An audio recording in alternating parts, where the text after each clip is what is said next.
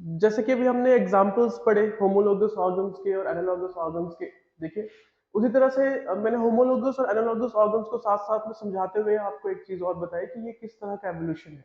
देखिए जहां तक होमोलॉगी या होमोलोगस ऑर्गन्स का सवाल है, ये एक तरह का डाइवर्जेंट या कहें एडेप्टिव रेडिएशन कह सकते हैं, डाइवर्जेंट एवोल्यूशन कह सकते हैं, क्योंकि यहाँ पर एक चीज हमें समझ आती है कि डिफरेंट ऑर्गेनिजम्स जिनके स्ट्रक्चर्स को हमने स्टडी किया, उनके स्ट्रक्चर का फंडामेंटल बेस या कहें ओरिजिन जो है वो कॉमन है, बट उसका स्ट्रक्चर का जो काम है, जो फंक्शनैलिटी है, वो डिफरेंट है। तो यहाँ से पता लगता है कि ये भले ही डिफरेंट स्पीसीज हो, देखने में डिफरेंट हो, बट कहीं ना कहीं इनके जो एंसेस्टर्स हैं वो कॉमन रहे होंगे। तो ये एक तरह का, अगर मैं कहूँ, डाइवर्जेंट एवोल्यूशन जो है वो एक कॉमन एंसेस्ट्री को शो करता है।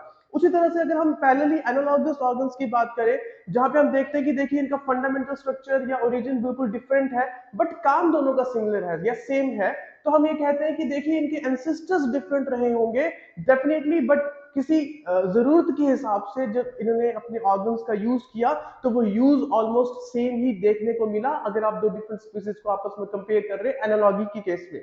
तो एनालॉगी एक तरह का कन्वर्जेंट एवोल्यूशन है, जो कि डिफरेंट जगहों पे, मैं ये कह सकता हूँ कि डिफरेंट जगहों पर डिफरेंट एंसेस्टर से डिफरेंट स्पीसीज का ओरिजिन हुआ, और आज के दौर पे अगर हम उन स्पीसीज को क्या बोलते हैं, डिस्क्राइब कर रहे हैं, तो उन स्पीसीज के अंदर हम देख रहे हैं कि उनके अंदर सिमिलैरिटीज है, उनके काम करने का तरीका सेम है। एक उदाहरण के तौर पर मैं कहूँ कि एक बटरफ्लाई, देखिए एक बटरफ्लाई जो है वो आर्थ्रोपोडा फाइलम से आती है, ठीक है, और एक बर्ड जो है वो एक वर्टिब्रेट है। दोनों का दूर दूर तक कोई लेना देना नहीं है, ठीक है, अगर खास तौर पर अगर हम उनके सिस्टर्स को कंपैरिजन करें, तो बटरफ्लाई और बर्ड्स के विंग्स दोनों ही फ्लाई करने का काम करते हैं, बट अगर हम उनके फंडामेंटल स्ट्रक्चर की बात करें, तो बटरफ्लाई के विंग्स मेम्ब्रेनस होते हैं, उनमें कोई स्केलेटल सिस्टम नहीं होता है, बट जो बर्ड्स हैं उनकी विंग्स जो है उसके अंदर स्केलेटल सिस्टम होता है। तो यहाँ से हमें लगता है कि ये देखिए एंसेस्टर्स इनके डिफरेंट है, ठीक है, एक दूसरे से कोई लेना देना नहीं है, बट काम इन दोनों के बॉडी के ऑर्गन का सेम है, क्या, उड़ान का, दोनों को उड़ना है, और उड़ने के लिए दोनों के पास विंग्स है, बट उन विंग्स का जो काम है वो तो कॉमन है, बट अगर देखा जाए स्ट्रक्चर है वो बिल्कुल डिफरेंट। तो ये एक तरह का एनालॉगस ऑर्गन का एग्जांपल हम सेट कर सकते हैं। बट इसके साथ साथ जैसे कि मैंने अभी फिलहाल के लिए आपको बताया था कि देखिए कन्वर्जेंट एवोल्यूशन और डाइवर्जेंट एवोल्यूशन को हमने होमोलोगस और एनालॉगस के तौर पर सीखने की कोशिश की। तो यहाँ पे देखिए सबसे इंपॉर्टेंट चीज जो समझाना चाहूंगा मैं, कि जहां तक बात है कन्वर्जेंट, सॉरी, डाइवर्जेंट एवोल्यूशन की या कहें होमोलोगो की, एनसीईआरटी में बड़ा ही खास तौर पर एक बड़ा ही बेहतर एग्जांपल सेट किया है, ठीक है, उसको भी हम डिस्कस करने वाले। एक तरफ आप होमोलॉगी कह दीजिए, एक तरफ आप एनालॉगी कह दीजिए। तो एनालॉगी को मैंने कहा कि एक तरह का क्या है, कन्वर्जेंट एवोल्यूशन कह दीजिए, या फिर कह दीजिए पैरेलल एवोल्यूशन, पैरेलल एवोल्यूशन। और पैरेलली अगर मैं होमोलॉगी की बात करूं तो इसे आप कह दीजिए डाइवर्जेंट एवोल्यूशन, या फिर इसके लिए बहुत ही बेहतरीन टर्मिनोलॉजी यूज की जाती है और उसे कहा जाता है अडेप्टिव रेडिएशन।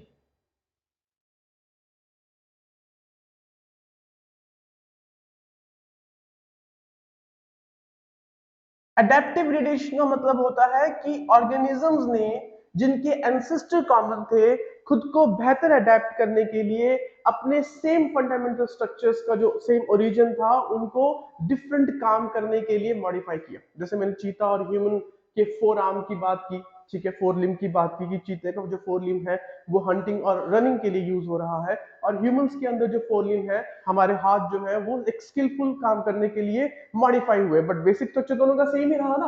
तो माहौल और जरूरत के हिसाब से अडेप्टेशन हुई है, अगर मैं होमोलॉगी के केस की बात करूं। तो देखिए होमोलॉगी में बहुत ही मशहूर एग्जांपल आता है, वो आता है डार्विन फिंचेस का, ठीक है।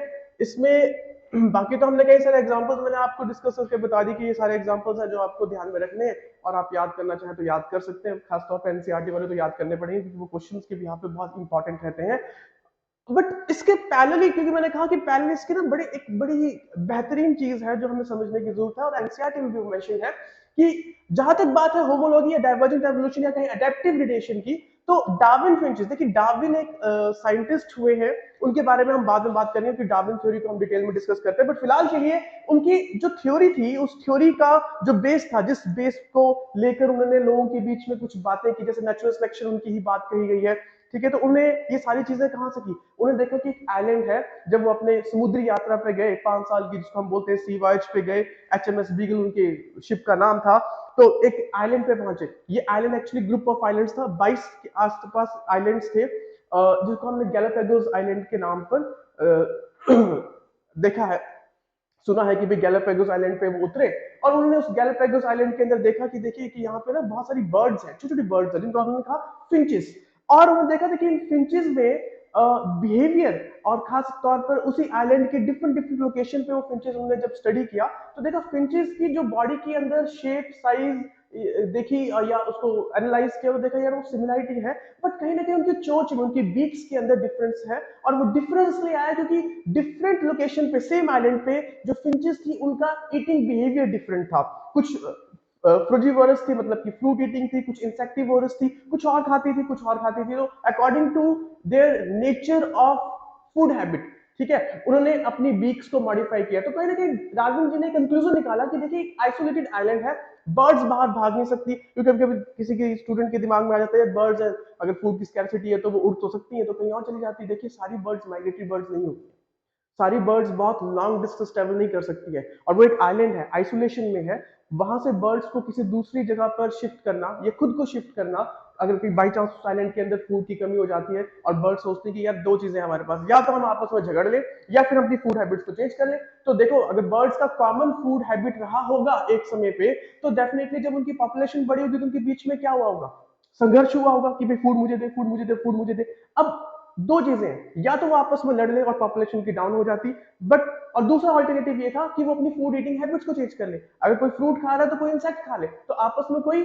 झगड़ा ही नहीं होगा, और धीरे धीरे क्या होगा, जो फूड ईटिंग हैबिट्स से चेंज हुआ, क्यों हुआ, क्योंकि लिमिटेड रिसोर्सेज थे, रिसोर्सेज लिमिटेड होने की वजह से बर्ड्स इधर उधर तो जा नहीं सकती थी, तो मैंने कहा जैसे कि दो ही अल्टरनेटिव थे, आपस में झगड़ ले या फिर अपनी फूड हैबिट्स को चेंज कर ले। तो एक ने इंसेक्ट्स खाना शुरू कर दिया, एक ने फ्रूट खाना शुरू कर दिया, तो जिसने इंसेक्ट खाना शुरू कर दिया उसकी जो चोंच है उस इंसेक्ट को पकड़ने के अकॉर्डिंगली मॉडिफाई होगी, जिसने फ्रूट खाना शुरू किया उसकी जो चोंच है, जो बीक है, वो फ्रूट खाने के अकॉर्डिंगली मॉडिफाई होगी, और देखते देखते क्या हुआ, कई साल लगे होंगे, ऐसा डार्विन जी ने ऑब्जर्व किया वहां पर कि इस तरह से कहीं ना कहीं उस माहौल ने, उस एनवायरनमेंट की के अंदर जो लिमिटेशंस थी, उन्होंने इन फिंचेस को मजबूर कर दिया कि अपनी फूड हैबिट्स को चेंज करें, डिफरेंट आइलैंड के लोकेशंस पे रहे, और फूड हैबिट चेंज होने की वजह से इनकी बीक्स के अंदर जो मॉडिफिकेशन हुई, वो अल्टीमेटली एक डिफरेंट स्पीसीज ऑफ फिंचेस को उन्होंने बनाने में कहीं ना कहीं अपना रोल प्ले किया होगा।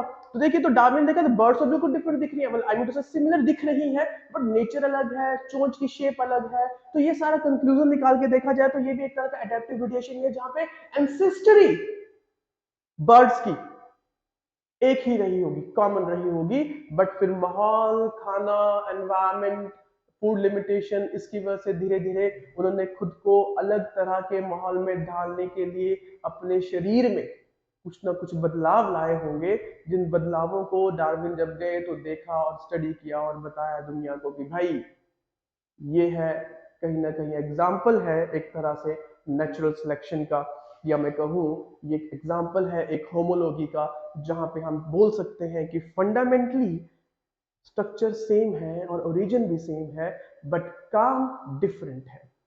बीक्स की अगर हम बात करें, इसका एक मैंने एक छोटा सा पिक्चर भी यहाँ पे ली है, तो मैं यहाँ पे जरूर यहाँ पे लिखूंगा कि ये एक एग्जाम्पल है डार्विन फिंचेस का। इस बात का खास ध्यान रखिएगा, ठीक है। तो डार्विन फिंचेस आपने देख लिया यहाँ पे, तो वेराइटीज ऑफ फिंचेस है, फिंचेस यहाँ पे बेसिकली बर्ड्स को कहा गया था बाय डार्विन, ठीक है। आइलैंड कौन था, हल्का सा आप ध्यान कर सकते हैं, गैलापागोस आइलैंड था,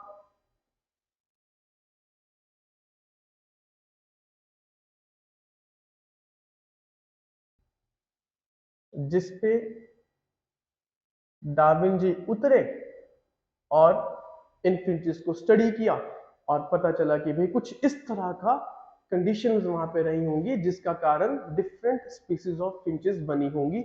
दूसरा यहाँ पे एग्जांपल ऑस्ट्रेलियन मार्सुपियल्स का हम देते हैं। देखिए ऑस्ट्रेलिया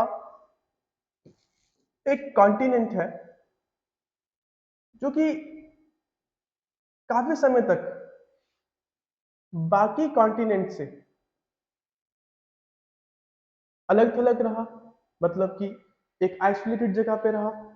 और वहां पे जो एवोल्यूशन हुआ उसमें हमने जो मार्सुपियल्स की बात की, देखिए मार्सुपियल्स का मतलब होता है जिनके जो यंग वंस हैं, जो अभी अभी ताजे ताजे पैदा हुए होते हैं, वो उन अपनी मदर के पाउच में रहते हैं। उनकी बॉडी के अंदर एक पाउच होता है, उस पाउच में वो एक लिमिटेड स्टेज तक, मतलब एक एक लिमिट तक अपना जो जीवन है यंग स्टेज के अंदर व्यतीत करते हैं। तो इनको हम कहते हैं मार्सुपियल्स। और जहां तक मेरा ध्यान है, मार्सुपियल्स जैसे ऑर्गेनिजम्स ऑस्ट्रेलिया जैसे कॉन्टिनेंट के अलावा और कहीं नहीं मिलते। आपको ये मत सोचना कि हमने तो यूरोप में भी देखा है, एशिया में भी देखा है, कैंगारू इसका सबसे बड़ा उदाहरण लिया जाता है। वो उन्हें ट्रांसफर किया गया नेचुरली, उनका जो हैबिटाट है वो ऑस्ट्रेलियन कॉन्टिनेंट है। तो मार्सुपियल जैसे ऑर्गेनिजम्स आपको, ये मैमल्स हैं एक तरह के, प्लेसेंटल मैमल्स हैं, सॉरी मैं प्लेसेंटल नहीं, मार्सुपियल मैमल्स हैं, प्लेसेंटल मैमल्स थोड़ा डिफरेंट हो जाएंगे। तो इनको अगर आपने नेचुरली देखना है या कोई कहे कि नेचुरली कहाँ पाए जाते हैं, तो ये ऑस्ट्रेलियन कॉन्टिनेंट में पाए जाते हैं। तो यहाँ पे भी देख सकते हैं कि हम, ये भी एक होमोलॉजी का एग्जाम्पल है, अडेप्टिव रेडिएशन का एग्जाम्पल है, क्योंकि यहाँ पे डिफरेंट काइंड ऑफ मार्सुपियल्स की हम बात करते हैं जिनका जो एवोल्यूशन हुआ या ओरिजिन हुआ वो कॉमन एंसेस्टर से हुआ, बट क्योंकि जरूरतें अलग थी, खाने की लिमिटेशन थी, डिफरेंट हैबिटाट में रहने की कोशिश हुई, तो वो धीरे धीरे बदलते गए और अल्टीमेटली एक डिफरेंट स्पीसीज के अंदर कन्वर्ट हो गए। बट कहीं ना कहीं अगर उनके फंडामेंटल स्ट्रक्चर्स को या ओरिजिन को देखा जाए, उनके किसी भी बॉडी स्ट्रक्चर को अगर आप स्टडी करते हैं, तो उसमें हमें कॉमन एंसेस्ट्री जैसा कुछ समझ आता है कि इनका ओरिजिन सेम ही स्पीसीज से कहीं ना कहीं हुआ होगा। और तीसरा एग्जांपल आपका इसी के साथ हम यहाँ पे मेंशन करते हैं, that is your placental mammals. ये भी ऑस्ट्रेलिया के अंदर ही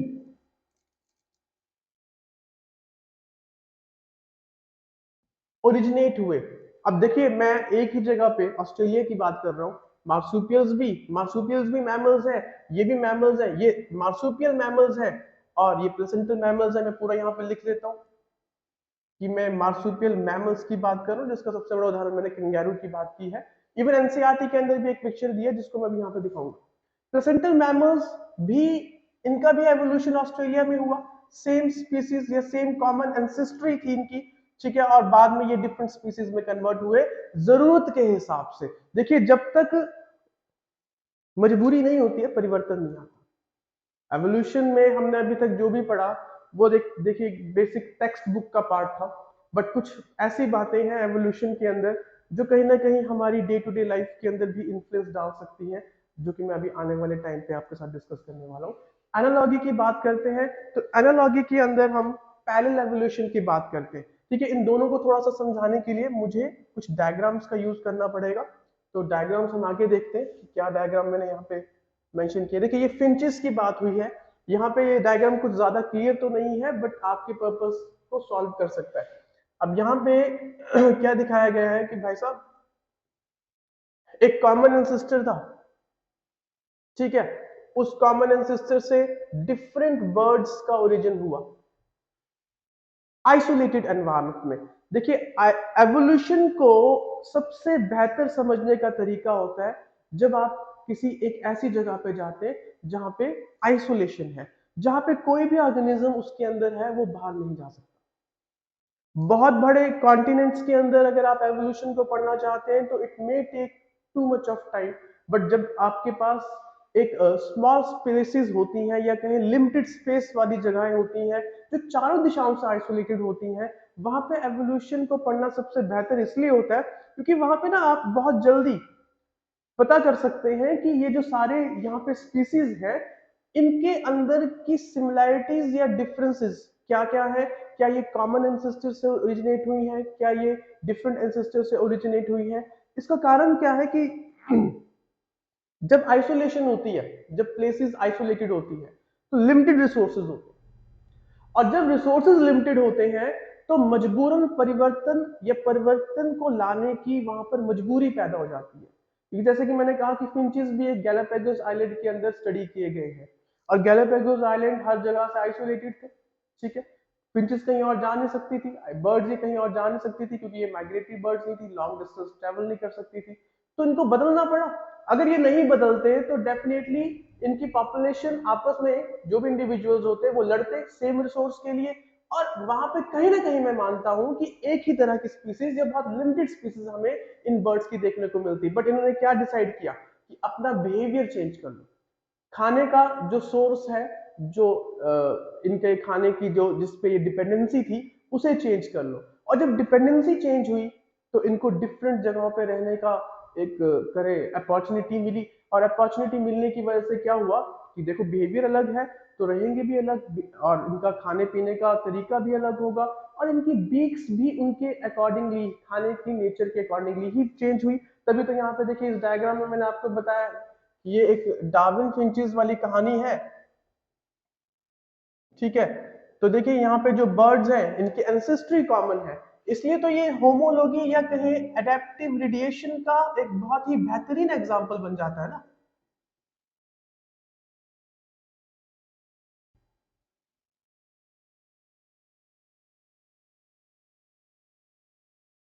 ठीक है, अब एडेप्टिव रेडिएशन का बेहतर एग्जांपल है, तो देखिए एक ही ओरिजिन से फ्रूट ईटर्स भी बने, इंसेक्ट ईटर्स भी बने, कैक्टस ईटर्स भी बने, सीड ईटर्स भी बने। और देखिए अगर आप ध्यान से देखें तो मुझे लगता है कि शायद आपकी विजिबिलिटी स्क्रीन पे अच्छी आ रही होगी।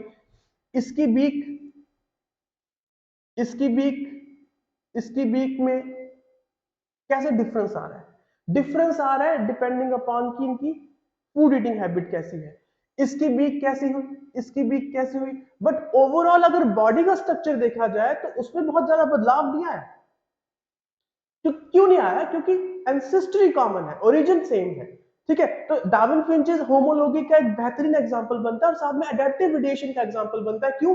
देखिए अगर अडेप्टिव रेडिएशन की बार बार मैं बात कर रहा हूं तो आपको ये बात समझ आनी चाहिए कि अडेप्टिव मतलब कि खुद को ढालने के लिए जो रेडिएशन हुई, जो बदलाव आया डिफरेंट स्पीसीज में, रेडिएट हो रहा है ना, ये ओरिजिन था कॉमन, कॉमन एंसेस्टर रहा होगा एक समय पे उस गैलापागोस आइलैंड पे।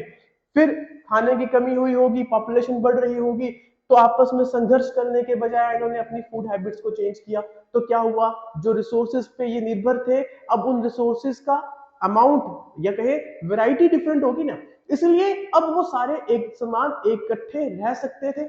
बट उसी वजह से, उस अडेप्टेशन की वजह से इनकी चोंच में, बीक में बदलाव भी आया। तो ये है डार्विन का जो ऑब्जर्वेशन है, और इस ऑब्जर्वेशन के ऊपर डार्विन जी ने कंक्लूजन निकाला नेचुरल सिलेक्शन का, ठीक है। खास तौर पे हम उसके बारे में बाद में बात करेंगे। नेक्स्ट जो आपके एनसीईआरटी का ये डायग्राम है, ठीक है, इसमें एक तरफ दिया है प्लेसेंटल मैमल्स की कहानी बताई गई है, और दूसरी तरफ ऑस्ट्रेलियन मार्सुपियल्स की कहानी बताई गई है। और मैंने कहा कि जैसे कि प्लेसेंटल मैमल्स और ऑस्ट्रेलियन मैमल्स दोनों ही ऑस्ट्रेलियन कॉन्टिनेंट के अंदर ही बने या इनको स्टडी किया गया। तो देखिए अब एक ही कॉन्टिनेंट है, और एक ही कॉन्टिनेंट में दो डिफरेंट तरह के डाइवर्जेंट या कहे अडेप्टिव रेडिएशंस चल रही हैं। यहाँ पे प्लीज थोड़ा सा ध्यान दीजिएगा। इस तरफ प्लेसेंटल मैमल्स है, मोल, एंट ईटर है, mouse, lemur, flying squirrel, bobcat, wolf. इस तरफ we have marsupial mole, numbat, it's ant eater. आप एनसीईआरटी को मेंशन देख सकते हैं, marsupial mouse, spotted cuscus, flying phalanger, Tasmanian tiger cat and Tasmanian wolf. दोनों ही वुल्फ। मैं एक छोटा सा एग्जांपल लेता हूं, ये वाला एक ये वाला, दोनों ही वुल्फ है, ठीक है। ये प्लेसेंटल है, ये मार्सुपियल है, सॉरी ये प्लेसेंटल है, ये मार्सुपियल है। अब ओरिजिन दोनों का डिफरेंट है, मतलब एंसेस्टर्स दोनों के डिफरेंट है, एक ही जगह पे बने हैं। इसका मतलब क्या हुआ, ध्यान से देखिएगा नेक्स्ट स्लाइड पे, इसको इस तरह से दिखाया गया। अब अडेप्टिव रेडिएशन ये भी है, और अडेप्टिव रेडिएशन ये भी है, बस फर्क क्या है, और सेम प्लेस पे है, ये भी सेम प्लेस पे हो रही है, ये भी सेम प्लेस पे हो रही है। देखिए अगर आप इनको इंडिविजुअली कंसीडर करते हैं, यहाँ पे मार्सुपियल रेडिएशन हो रही है, यहाँ पे प्लेसेंटल रेडिएशन हो रही है, तो इंडिविजुअली तो ये क्या है, डाइवर्जेंट एवोल्यूशन कह दीजिए, या फिर आप एडेप्टिव रेडिएशन कह दीजिए, ठीक है, या फिर जैसे कि मैंने कहा होमोलॉजी का एग्जांपल हो सकता है। इंडिविजुअली तो देखिए इसको ऐसे ही कहा जाएगा, पर जब आप इसको आपस में कंपेयर करेंगे, होमोलॉजी कह दीजिए, मैं लिख रहा हूं यहां पे डाइवर्जेंट एवोल्यूशन कह दीजिए,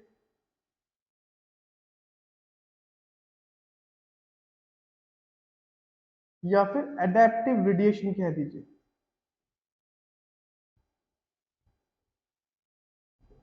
ठीक है, इंडिविजुअली अगर आप इनको स्टडी करेंगे तो ये एडेप्टिव रेडिएशन का ही उदाहरण है, परंतु जब आप इनको आपस में कंपेयर करेंगे तो फिर ये एक कन्वर्जेंट एवोल्यूशन हो जाता है। फिर ये क्या बन जाता है, किसका उदाहरण बन जाता है, कन्वर्जेंट एवोल्यूशन का या फिर पैरेलल एवोल्यूशन का उदाहरण बन जाता है, जिसको आप अगर चाहें तो एनालॉजी भी कह सकते हैं। क्यों? अब देखिए यहां पे तो हमने मैमल्स की बात की है ना, एनालॉजी का मतलब तो सिंपल सा मतलब है कि जब ओरिजिन डिफरेंट है बट फंक्शनैलिटी सेम है, सेम या सिमिलर कह सकते हैं, जैसे कि मैंने बटरफ्लाई और बर्ड्स की विंग्स की बात की। तो उसी तरह से अगर मैं देखूं ध्यान से यहाँ पे कि फॉर एग्जाम्पल मैं एग्जाम्पल ले रहा हूं किसका, इसका ले लीजिए वुल्फ का, और इधर भी वुल्फ का एग्जाम्पल है, नेचर तो सेम ही है वुल्फ की, स्ट्रक्चर्स भी सेम ही है, कोई ज्यादा डिफरेंस नहीं है मेरे ख्याल से, ठीक है, बट अगर देखा जाए तो ओरिजिन डिफरेंट है। तो अगर मैं इसको इसके साथ कंपेयर करूं तो it becomes an example of convergent evolution. I hope कि आप तक मेरी बात ये पहुंच चुकी होगी, या फिर आप इसको एनालॉजी कह दीजिए, या फिर आप इसको पैरेलल एवोल्यूशन कह दीजिए। ये जो मैं लिखा है यहां पे, एक ही जगह पे दो डिफरेंट स्पीसीज बन रही हैं जो देखने में बिल्कुल सिमिलर है, बट दोनों ही स्पीसीज के एंसेस्टर्स डिफरेंट। तो ये पैरेलल एवोल्यूशन हुआ ना, जिसका कोई आपस में लेना देना नहीं है, बट कहीं ना कहीं रब की दया से दोनों ही स्पीसीज में इतनी सारी सिमिलैरिटीज आई कि हमें लगा कि इसे अब पैरेलल एवोल्यूशन का दर्जा दे देना चाहिए या कन्वर्जेंट एवोल्यूशन का दर्जा दे देना चाहिए। ऐसे ही कई सारे बाकी ऑर्गेनिजम्स को आप आपस में कंपेयर करेंगे, इसको और इससे कंपेयर करेंगे तो ये हमेशा कन्वर्जेंट एवोल्यूशन का ही उदाहरण बनेगा। ये एक एनालॉजी का सबसे बेहतर एग्जांपल है। आई होप कि मेरी बात जो मैंने आपको समझाना चाहता हूँ वो आप लोगों को समझ आई होगी। तो देखिए पैरेलल एवोल्यूशन जो है उसको अगर हम डिफाइन करना चाहें, आई होप कि ये बात आपको समझ आ गई है। तो एक लाइन लिखी जा सकती है पैरेलल एवोल्यूशन के रिगार्डिंग, जो कि मैं यहाँ पे जरूर लिखना चाहूंगा, मेंशन करना चाहूंगा, खास तौर पे जब बात हो रही है पैरेलल एवोल्यूशन की, या फिर कहें कन्वर्जेंट एवोल्यूशन की, या फिर कहें एनालॉजी की। ठीक है, तो क्या लाइन है वो, कि when adaptive convergence, when adaptive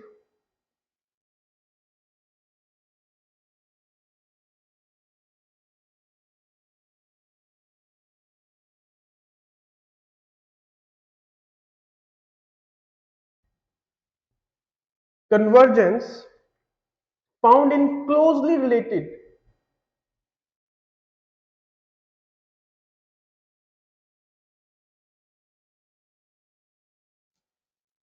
species,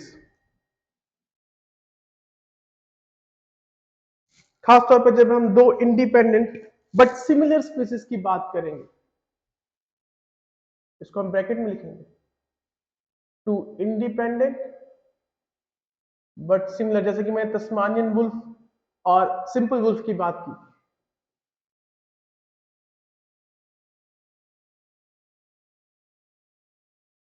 in same direction, कि दोनों का एवोल्यूशन सेम डायरेक्शन में हो तभी तो उनके बीच में similarity I, and acquire similar characters independently.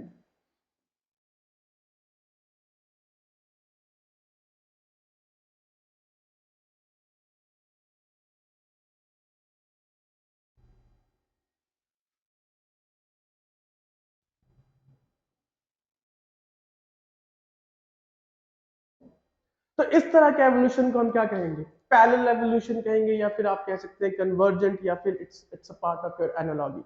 Okay, तो this is the second evidence जो कि हमने बायोलॉजिकल एवोल्यूशन के सपोर्ट में कंसीडर किया कि भाई इस तरह से अगर आप कंपैरेटिव स्टडी करेंगे anatomy and morphology of different species और सर्च आउट करेंगे कि इनकी एनाटॉमी या मॉर्फोलॉजी के बीच में क्या सिमिलरिटीज हैं, डिफरेंसेस हैं, तो कहीं ना कहीं आपको कॉमन एंसेस्ट्री देखने को मिलेगी, या फिर डिफरेंट एंसेस्ट्री और कॉमन फंक्शनैलिटी देखने को मिलेगी।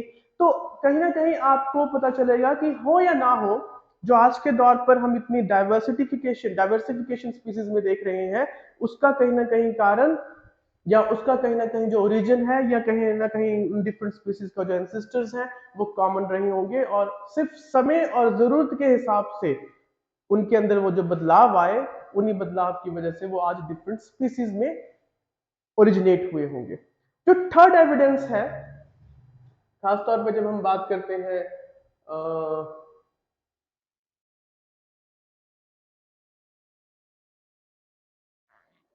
सपोर्ट ऑफ बायोलॉजी या बायोलॉजिकल एवोल्यूशन या बायोजेनिक के, वो है आपका वेस्टिजियल ऑर्गन। देखिए, वेस्टिजियल ऑर्गन भी एक तरह के एविडेंसेस है। किसके सपोर्ट में है? फिर से कहूंगा, बायोलॉजिकल एवोल्यूशन के सपोर्ट में है। अब वेस्टिजियल ऑर्गन्स कौन से होते हैं? वेस्टिजियल ऑर्गन्स होते हैं, सिंपल परिभाषा, सिंपल बात करें तो इन ऑर्गन्स का काम कभी हमारे एंसेस्टर्स की बॉडी में रहा होगा, बट धीरे धीरे समय के साथ जब इनका यूज होना बंद हुआ, या कहें सिंपली कि अब इनका कोई उतना फंक्शनैलिटी हमारे जीवन में नहीं रही है, चाहे हम अपनी बात कर ले चाहे हम किसी ऑर्गेनिज्म की बात कर ले, तो अब ये एक तरह से हमारी बॉडी में सिर्फ जिंदा है, या कहें सिर्फ हिस्सा बन के हैं, बट इनका एक्चुअल में अब कोई काम नहीं है। तो वेस्टिजियल ऑर्गन्स की बात करें तो मैं कहूंगा रिड्यूस्ड फॉर्म कहें, ऐसे ऑर्गन जो कि रिड्यूस्ड फॉर्म में है, या फिर कहें नॉन फंक्शनल हो चुके हैं, बट स्टिल वो हमारी बॉडी के अंदर प्रेजेंट है। ठीक है, और या कहें उनके अवशेष, रेमिनेंट ऑफ ऑर्गन्स प्रेजेंट, किसमें? हमारी बॉडी में। ठीक है, जिनका कभी which used to be functional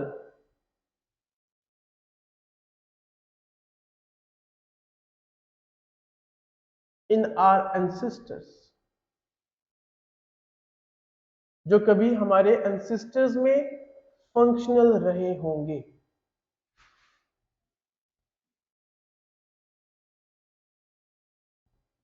या सिंपली लिख लीजिए इन एंसेस्टर्स।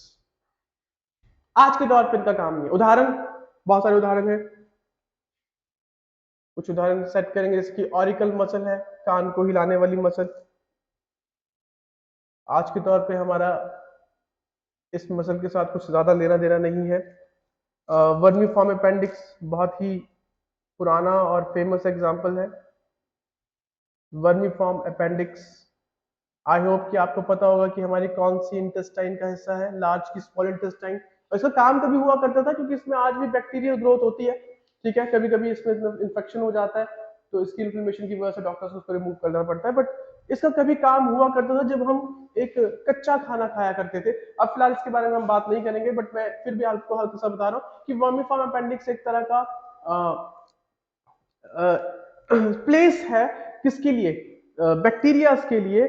और खास तौर पे ये बैक्टीरियाज हमारे उस रॉ फूड को डाइजेस्ट करने में अपने कहीं ना कहीं हेल्प किया करते थे, बट आज के दौर पे हम खाना पका पकाया खाते हैं, तो हमारी डाइजेशन के लिए इतना ज्यादा इसके बैक्टीरिया की जरूरत नहीं पड़ती है। निक्टेटिंग मेम्ब्रेन की बात करें,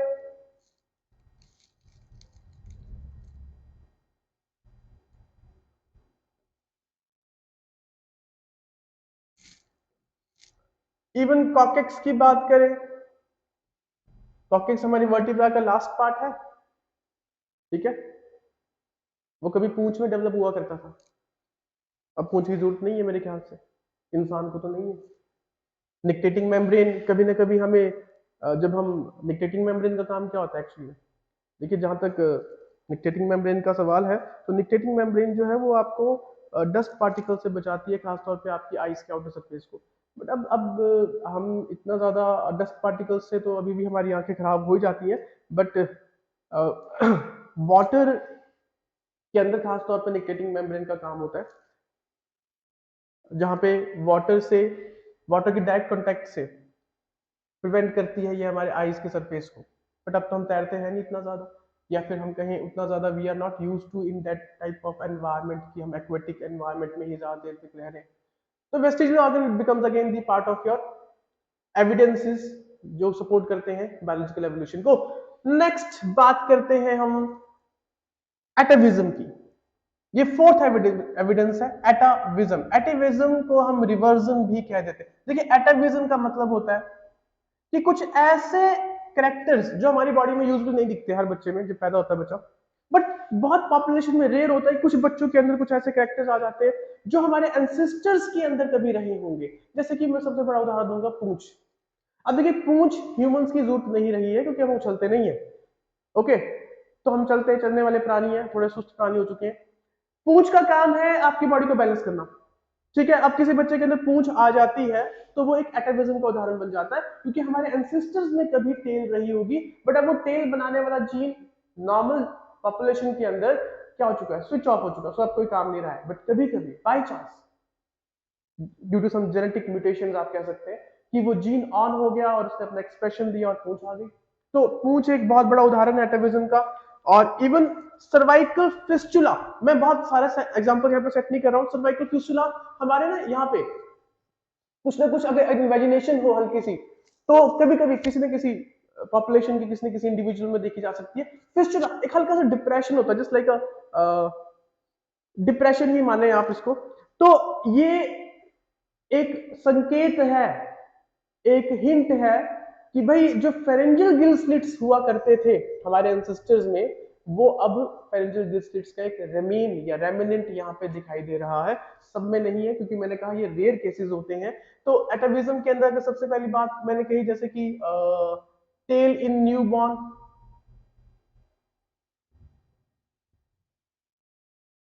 ओके, सर्वाइकल फिस्टुला,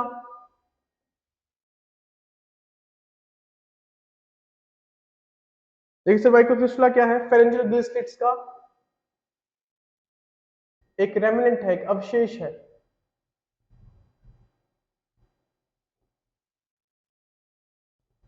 उसके बाद आपके पास आ गया, कई लोगों के आपने देखे होंगे जो कैनाइन होते हैं, जो तीखे से दांत हैं, वो कुछ ज्यादा ही तीखे होते हैं,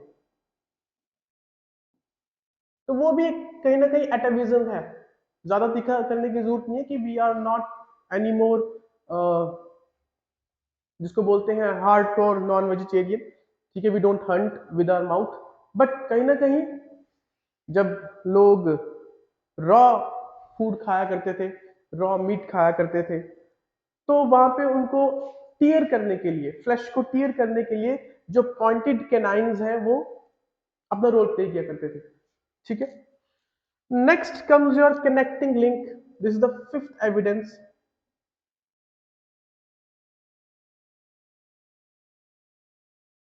देखिए कनेक्टिंग लिंक के बारे में अगर मैं बात करूं, मैं सिंपल सी बात करूंगा, मैंने आपके साथ आर्किपिटेलिक्स की बात की, वो कनेक्टिंग लिंक था बर्ड्स और रेप्टाइल्स के बीच का। हाँ फिलहाल के लिए वो एक्सटिंक्ट हो चुका है, तो इसलिए हम उसको मिसिंग लिंक भी बोल देते हैं, क्योंकि मिसिंग है पर लिंक जरूर है। तभी तो कहते हैं कि कभी ना कभी की जो बर्ड्स होती है ना, दे आर ब्लेस्ड रेप्टाइल्स, क्योंकि बर्ड्स का जो ओरिजिन हुआ है, जब हम इवोल्यूशन को थोड़ा ध्यान से अगर इस बात पर चर्चा करें, तो वो एवोल्यूशन रेप्टाइल से ही हुआ है।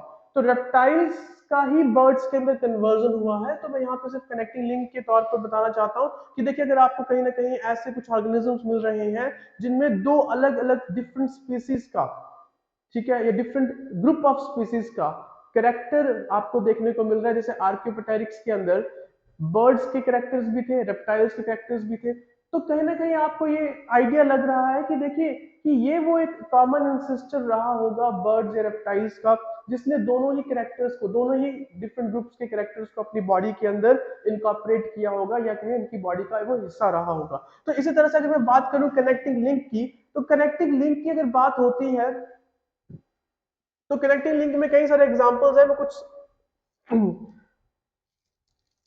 कुछ एग्जांपल्स आपके साथ डिस्कस करता हूं, जैसे कि यूग्लिना हो गया। ये कनेक्टिंग लिंक है एनिमल एंड प्लांट का, दोनों ही तरह की नेचर शो करता है। हेटेरोट्रॉफ भी होता है, ऑटोट्रॉफ भी होता है, डिपेंडिंग अपॉन द कंडीशन। खाना मिल रहा है तो हेटेरोट्रॉफ है, खाना नहीं मिल रहा है तो सूर्य देव को इस्तेमाल करके ये फोटोसिंथेसिस करके अपना खाना बना लेता है। उसके साथ आपके पास और भी कुछ कनेक्टिंग लिंक के एग्जांपल्स हैं, जैसे कि नियोप्लीना। अब जो नियोप्लीना है वो एनालिडा और मुलस्का। अब एनालिडा से बिलोंग करता है, सबसे फेमस उदाहरण अगर मैं एनालिडा की बात करूं, कैंचू अर्थवर्म, मुलस्का से स्नेल। टिपिकल एग्जांपल्स बहुत सारे, बट जो हमारे डे टू डे लाइफ में एग्जांपल्स मिले उसका अगर हमें पता चले तो ज्यादा मजा आता है।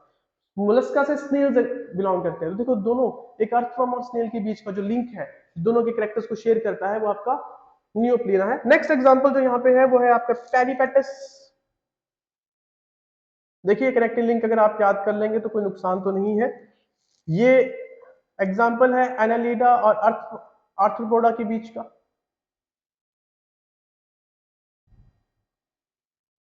Next is your Balanoglossus.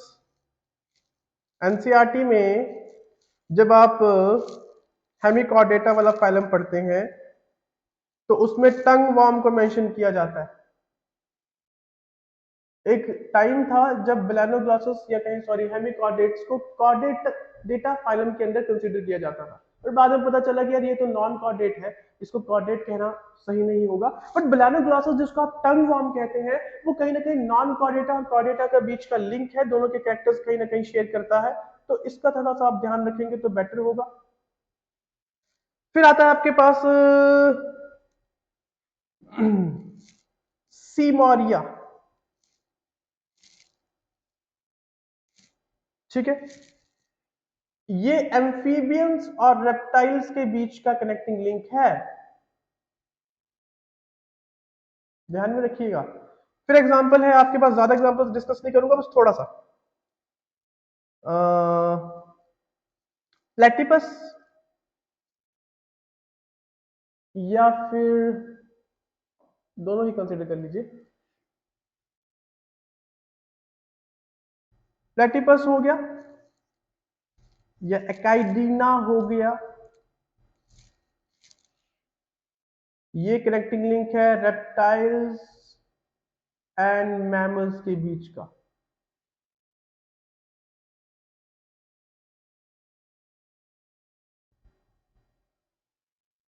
I hope आपको वो बात समझ आ गई होगी।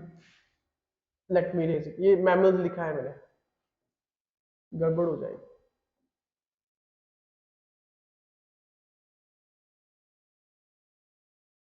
ठीक है, और आर्कियोपेटाइक्स तो मैंने आपको कनेक्टिंग लिंक बताया ही है, जो कि एक तरह का मिसिंग लिंक भी है। ओके, तो this is the fifth evidence जो आपके बायोलॉजिकल एवोल्यूशन के तौर पर हम कंसीडर करते हैं और मानते हैं कि ये उस बायोलॉजिकल एवोल्यूशन का हिस्सा है। ठीक है, तो एविडेंसेस की अगर हम बात कर ही रहे हैं तो इसमें एक और एविडेंस मैं यहाँ पे ऐड करूंगा, वो है एविडेंस फ्रॉम एम्ब्रियोलॉजी। ठीक है, एम्ब्रियोलॉजी क्या होता है?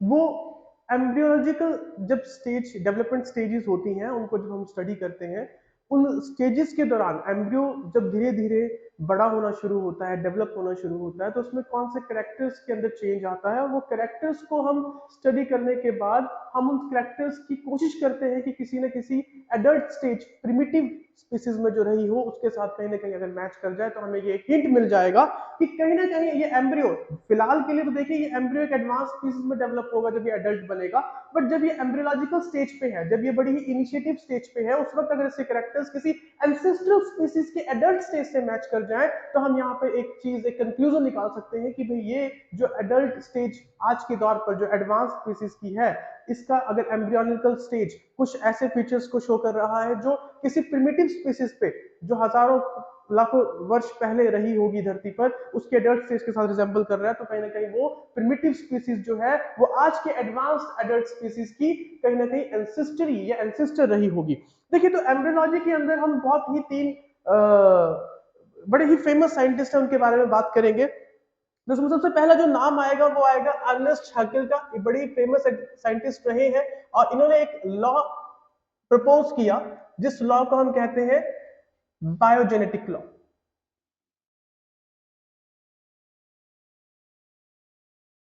ठीक है, ये जो लॉ था जो कि अर्नेस्ट हैकेल ने प्रपोज किया 1866 में।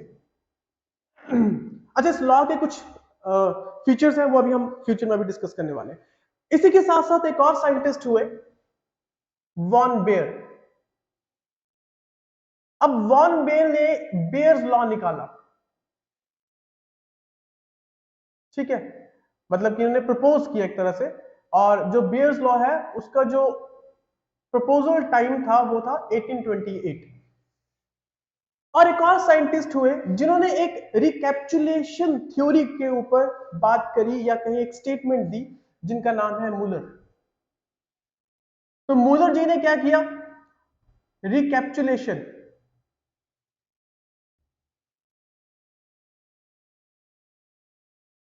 थ्योरी को प्रपोज किया। आप में से कई सारे लोग जानते भी होंगे कि रिकैप्चुलेशन थ्योरी का जो स्टेटमेंट है वो क्या है कि ऑन्टोजेनी रिकैपिचुलेट फाइलोजेनी, मतलब कि जो एम्ब्रियोलॉजिकल डेवलपमेंट में जो स्टेजेस होती हैं वो उस पर्टिकुलर ऑर्गेनिज्म के पुराने एंसेस्टर्स के अंदर के जो फीचर्स हैं उन्हें कहीं ना कहीं शो करती है। मतलब कि फाइलोजेनी का मतलब होता है एवोल्यूशनरी हिस्ट्री को स्टडी करना और ऑन्टोजेनी का मतलब होता है एम्ब्रियोलॉजिकल स्टेजेस को स्टडी करना। खैर, एनीवेज मैं इसको अभी फ्यूचर में डिस्कस करता हूं, आपके साथ इलेबोरेट करता हूं। इन तीन लोगों का नाम जरूर याद रखिएगा। ठीक है, मैंने एक स्लाइड ऑलरेडी यहां पे तैयार कर रखी है, वो है slide regarding evidences from embryology. यहां पे मैंने स्टेटमेंट्स ऑलरेडी मेंशन कर रखी है, खासतौर पे जो अर्नेस्ट हैकेल के बायोजेनेटिक लॉ के बारे में बताती है। तो ये जो स्टेटमेंट है ये क्या कहते हैं कि अर्नेस्ट हैकेल जी ने 1866 के अंदर एम्ब्रियोलॉजी को स्टडी किया और उसमें से जो उसकी उनकी ऑब्जर्वेशंस हुई, जो उनका कंक्लूजन हुआ, उस कंक्लूजन में उन्होंने कहा कि based on certain observations there are certain features, कुछ ऐसे फीचर्स होते हैं एम्ब्रियोनिक स्टेज के दौरान जब एम्ब्रियो डेवलप हो रहा होता है जो कि हर एक वर्टिब्रा के लिए कॉमन होते हैं, बट जैसे ही वर्टिब्रा एडल्ट होता है वो उनमें से कुछ फीचर्स जो है वो वहां से एब्सेंट हो जाते हैं या कहीं गायब हो जाते हैं। इसका एक छोटा सा उदाहरण कहीं ना कहीं बुक्स में आपको मिलेगा, बट मैं यहां पे मेंशन कर रहा हूं कि एक एरो शेप स्ट्रक्चर बनता है जो उन्होंने ऑब्जर्व किया, जो कि एक्चुअली में क्या है, वेस्टिजियल गिल स्लिट्स। अब ये जो एरो शेप स्ट्रक्चर है ये इवन ह्यूमंस के एम्ब्रियो के बैक हेड के बैक साइड पर देखने को मिलता है जब हम एम्ब्रियोनिक स्टेज पे होते हैं, जब बहुत इनिशियल स्टेज पे होते हैं, बस अभी धीरे धीरे हम डेवलप हो ही रहे होते हैं, बट बाद में पता चलता है इस गिल स्लिट्स का जो काम तो हमारे अंदर है नहीं। आई होप आपको पता होगा कि हमारे अंदर गिल स्लिट्स का काम नहीं है। तो गिल स्लिट्स का काम नहीं है तो डेफिनेटली वो वक्त के साथ वो जो एरो है जो कि एक वेस्टिजियल गिल स्लिट का एक रेमिनेंट है, एक अवशेष है, वो खत्म हो जाएगा, खासतौर पे ह्यूमंस के अंदर या जिन ऑर्गेनिजम्स को गिल स्लिट्स की जरूरत नहीं है। बट डेवलप सिर्फ किस में हुआ, फिशेज में। बाकियों में क्या हुआ, वो स्ट्रक्चर जो कि common to each and every type of embryo irrespective of to which vertebrata that embryo belongs to, that only develops in the vertebrata called fishes. Rest of the embryos belonging to different vertebrata, if I talk about mammals, reptiles, they get vanished. उसमें वो गायब हो गया, जरूरत नहीं है ना adult stage के अंदर, एक रेप्टाइल को जरूरत नहीं है गिल्स की एडल्ट स्टेज के अंदर, एक जनरल बात कर रहा हूं मैं। तो ये था वो लॉ जो कि अर्नेस्ट हैकेल जी ने प्रपोज किया 1866 में। अच्छा, इस एक लॉ की एक और स्टेटमेंट यहाँ पे मैंने मेंशन की है, बड़ी इंटरेस्टिंग स्टेटमेंट है, अगर आप इसको ध्यान से देखें समझे तो आपको कुछ काफी सारी चीजें यहाँ पे समझ में आने वाली है। जैसे इसमें स्टेटमेंट में क्या लिखा है कि it means that organisms show it's ancestral adult stage, कि ऑर्गेनिज्म अपने एंसेस्ट्रल एडल्ट स्टेजेस को, जो एंसेस्टर्स की एडल्ट स्टेज, जो पूर्वजों की एडल्ट स्टेज होगी, उन्हें शो करते हैं अपनी एम्ब्रियोनिक डेवलपमेंट के दौरान। दूसरे शब्दों में कहा जाए कि जो एम्ब्रियोज होते हैं एडवांस स्पीसीज के, वो पास थ्रू होते हैं उन सारी स्टेजेस से जो स्टेजेस रिप्रेजेंट करती हैं एडल्ट ऑर्गेनिजम्स को, जो कि प्रिमिटिव स्पीसीज के रहे होंगे, या कहें उन एडवांस स्पीसीज के पूर्वज रहे होंगे, एंसेस्टर्स रहे होंगे। तो अल्टीमेटली अगर बायोजेनेटिक लॉ का एक कंक्लूजन निकाला जाए, एक निचोड़ निकाला जाए, तो एक स्टेटमेंट यहां पे हम लिख सकते हैं कि that all organisms have common ancestry. खासतौर पर अगर मैं वर्टिब्रेट्स की बात कर रहा हूं, बट मुझे कहीं ना कहीं यहां पे चीजें गलत लग रही। देखिए हर एक ऑर्गेनिज्म का कॉमन एंसेस्टर नहीं हो सकता, और इसी चीज को वॉन बेयर जी ने डिस्प्रूव किया। ये कहानी, ये स्टोरी मैंने यहां पे ऐड किया। क्या ऐड किया कि वॉन बेयर जी ने ही डिस्प्रूवन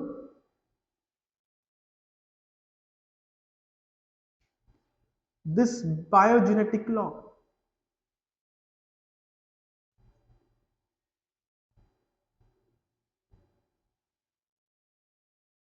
even before it was invented। अभी तो इन्वेंट भी नहीं हुआ था बायोजेनेटिक लॉ, उससे पहले ही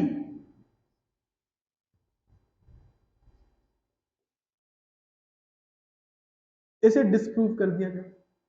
अब डिस्प्रूव करने का कारण मैंने आपको बताया कि देखिए बायोजेनेटिक लॉ ये कहता है कि जितने भी वर्टिब्रेट्स हैं उन सब का जो एम्ब्रियोलॉजिकल समय होगा, या उन सब के जो एम्ब्रियोलॉजिकल स्टेजेस में जो एम्ब्रियो होगा, उनके सारे फीचर्स जो है हर वर्टिब्रेट्स के लिए कॉमन होंगे।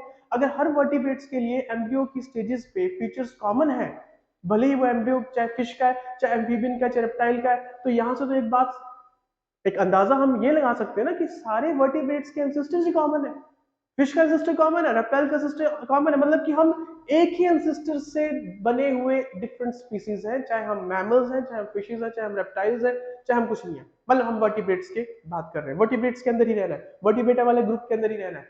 बट ऐसा नहीं है, इसीलिए वॉन बेयर जी के लॉ ने, क्योंकि वॉन बेयर जी के लॉ क्या कहते हैं, वॉन बेयर जी का जो लॉ था जो 1828 में उन्होंने, इससे तो बहुत पहले ही प्रपोज हो चुका था, वो ये कहते थे कि जो जनरल फीचर्स हैं, now if I talk about general features as far as the vertebrates are concerned, now what I am actually telling you about vertebrates, see, to be a vertebrate you need to have some common features.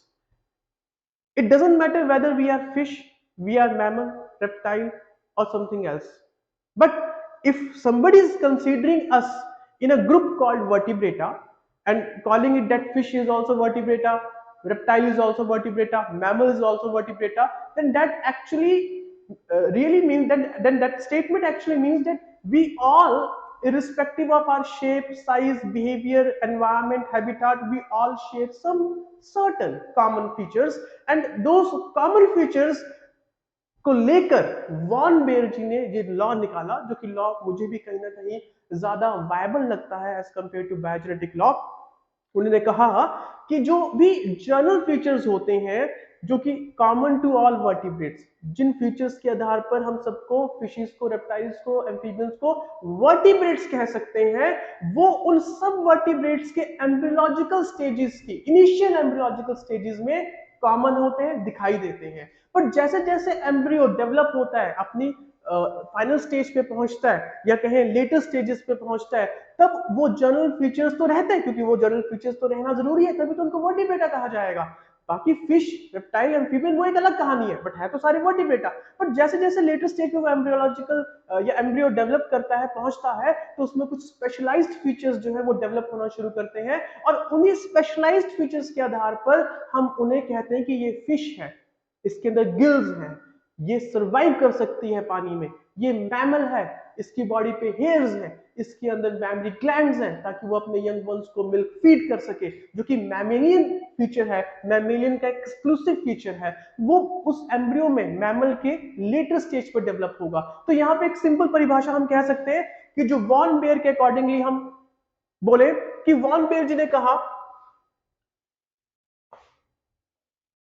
Let me try कि मैं यहां पर चीजों को लिख सकूं कि space कम बचा है।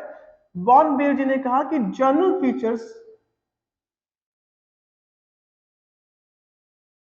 फीचर्स कह दीजिए या करेक्टर्स कह दीजिए, दे अपीयर अर्ली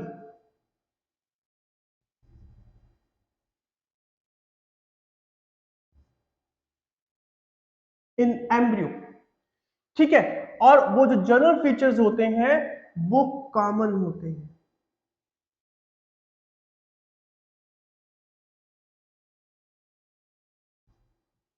टू ऑल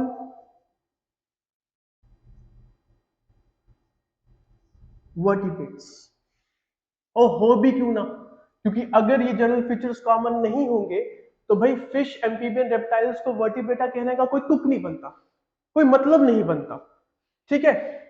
और साथ ही साथ उन्होंने क्या कहा, आई होप आपको कोई दिक्कत तो नहीं होगी अगर मैं इस चीज को यहां पर इरेज कर दूं।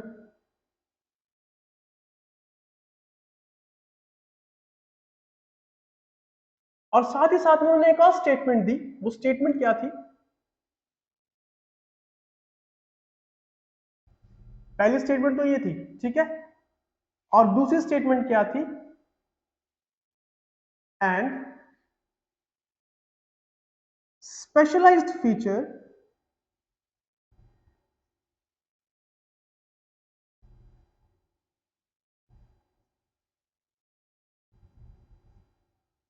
appears later in an embryo, ठीक है, जो कि स्पेशलाइज्ड थे, या कहें जो कि एक तरह से हर ऑर्गेनिज्म के लिए स्पेशलाइज्ड होंगे, स्पेशलाइज्ड फॉर डिफरेंट वर्टिब्रा, क्योंकि मैं यहां पे वर्टिब्रेटा को लेकर एक एग्जांपल सेट कर रहा हूं।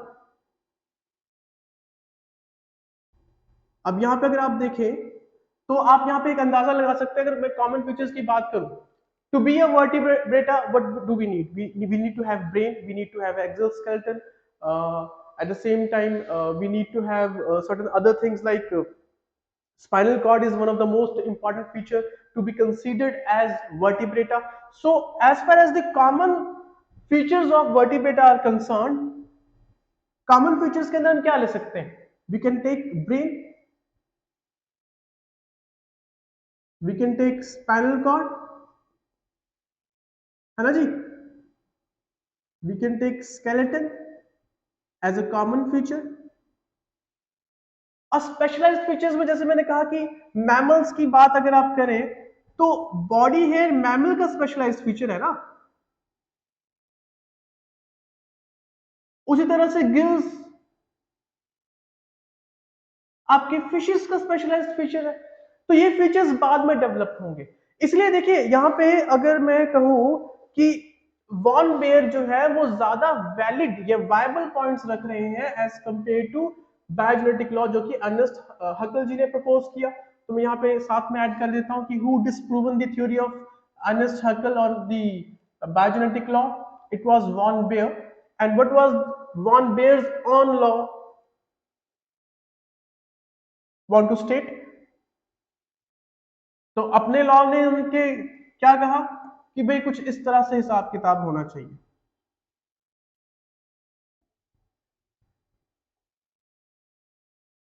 ठीक है, ये वॉन बेयर जी का लॉ है। But at the same time von Baer ji ने किसको डिस्प्रूव किया, he disproven this biogenetic law, ठीक है। और साथ ही साथ में जो मूलर जी ने कहा रिकैप्सुलेशन थ्योरी के बारे में, तो रिकैप्सुलेशन थ्योरी में मूलर जी की जो स्टेटमेंट थी वो ये थी कि ऑन्टोजेनी रिकैप्सुलेट फाइलोजेनी। अब ये जो ऑन्टोजेनी रिकैप्सुलेट फाइलोजेनी है, तो मैंने आपको यहाँ पे समझा दिया है कि ऑन्टोजेनी का मतलब होता है डेवलपमेंट सीरीज ऑफ एम्ब्रियो को स्टडी करना, और जो फाइलोजेनी होता है वो होता है evolutionary history of that organism को स्टडी करना। तो इसका मतलब ये होता है कि हिस्ट्री रिपीट्स इटसेल्फ, ये इसका जनरल स्टेटमेंट है कि हिस्ट्री, इतिहास खुद को रिपीट करता है, हिस्ट्री रिपीट्स इटसेल्फ।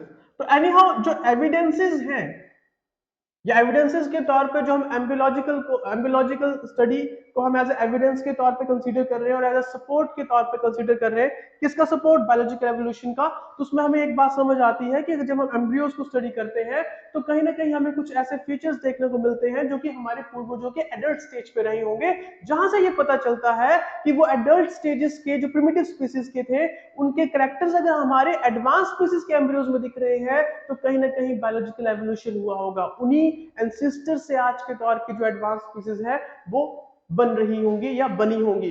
तो ये सारा जो मैंने पॉइंट्स मेंशन किए हैं, अर्नेस्ट हक्ल, वॉन बेयर, मूलर, ये आपको अपने दिमाग में रखना होगा क्योंकि इन पे क्वेश्चंस आ जाते हैं। तो थोड़ा सा ध्यान में रखिएगा कि हमने कौन कौन सी थ्योरीज की बात की, किस थ्योरी ने किसको डिस्प्रूव किया, कौन सी थ्योरी क्या कहना चाहती थी। तो ये सारी एविडेंसेस जो है वो आपके बायोलॉजिकल एवोल्यूशन के सपोर्ट